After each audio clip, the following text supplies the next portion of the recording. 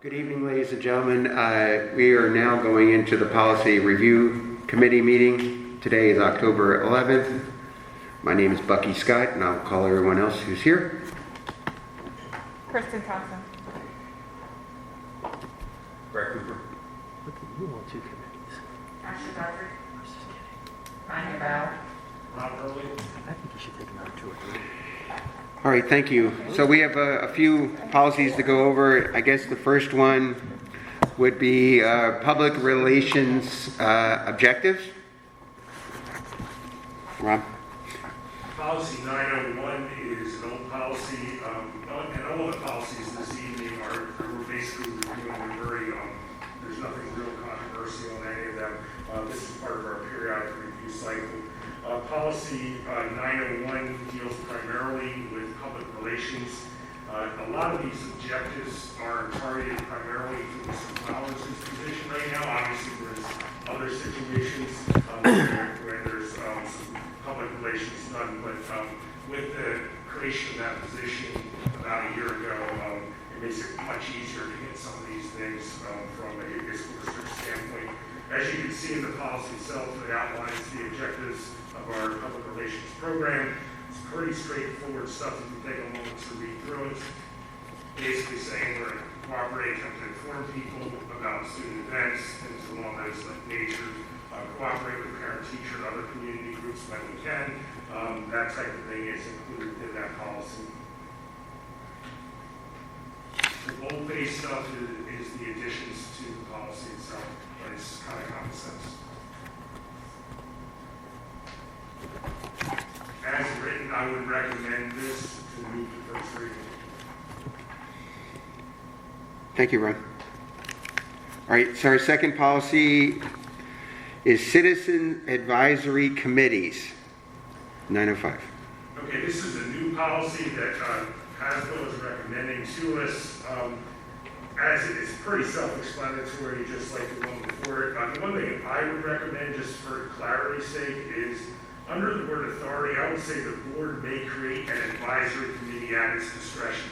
This is something in practice we've done historically. We've created these. Basically, it's codifying those in the board policy. So that's what I would recommend for the adding to the language that's already there. So after it says the board shall, and then we'll just put may create An advisory committee at its discretion. That way it's clear. It's up to you guys as a board if you decide to create an advisory committee on a certain topic. Okay.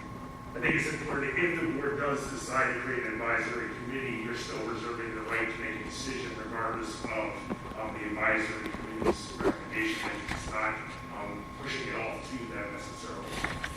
Okay, so we'll mark that as first reading and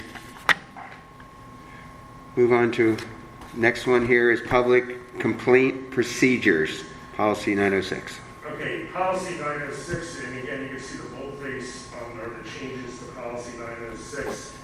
The one thing I would recommend if you turn, when I read through this, if you turn the page where it says first level, second level, third level, and then the fourth, I would be careful about regulating the type of response. We could end up, it says provide a written response to the complaint.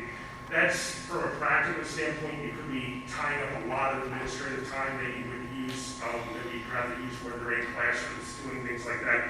I would say provide a response to the complaint. A written response isn't always required, but sometimes it should be. But that's what we pay administrators to do, is to determine the level of response. So I would strike, like under, and this is minor, you can do what you want here, I would strike under first level the words written response. And under second level, if you look at the bottom of that paragraph, it says written.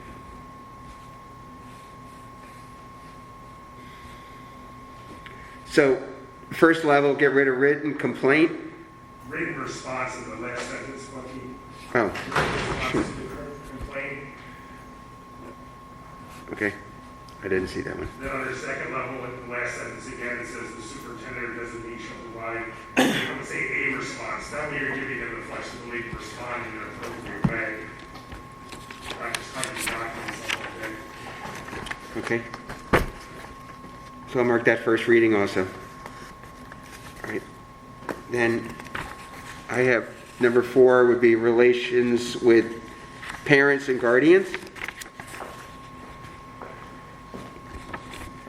Policy 908. Okay, this is a policy revision. Again, you can see the boldface words. There are the ones that are changes, some of the semantics that are put in there. This policy itself deals with, we have like parent-teacher conferences, things like that that we already do. Again, it's just codifying stuff that's already done in practice for the district itself. Nothing real controversial in there.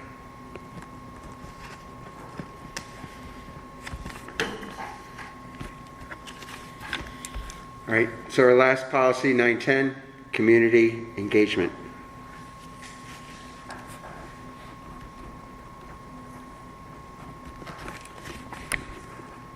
Pretty basic policy. This is just recommended by PASBO again. You can see it. This policy itself is a new policy, as it's all in boldface. Just dealing with general community engagement and us trying to reach out with the administrators, working with the community. We have, I think you're aware, like some of the work that Mr. Flowers is doing again. He has some of the focus groups that he's working with, that type of thing that we do periodically with the district. If you remember back at the beginning of COVID, we had a group of parents and other people that met together. That type of stuff with the community engagement, seeking input when it's needed on particular topics. Basically, it's recognizing that community members sometimes have expertise that may be beneficial to the school district itself. Okay, I would recommend that as is going forward. okay. Does anybody else on the committee have anything else to share? Rob, we're good? Okay. That concludes our policy review committee meeting for October 11th, 2021.